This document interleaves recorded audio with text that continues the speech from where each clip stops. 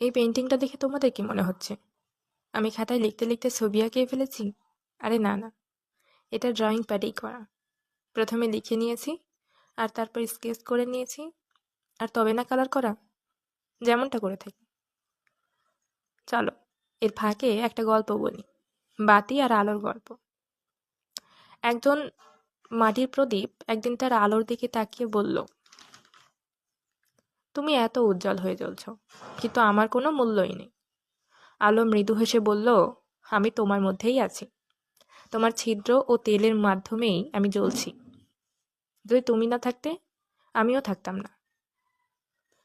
এই গল্পটা থেকে এই শিক্ষাই পাওয়া যায়, নিজের গুরুত্ব বুঝতে শিখতে হবে। আমাদের ভেতরের শক্তি আমাদের অনন্য করে তুলতে পারে। এবার তাহলে আসি, গল্পটা কেমন লাগলো জানিও, আঁকাটা কেমন হয়েছে সেটাও বলো, আর যদি কোনো প্রশ্ন থাকে জানাতে পারো।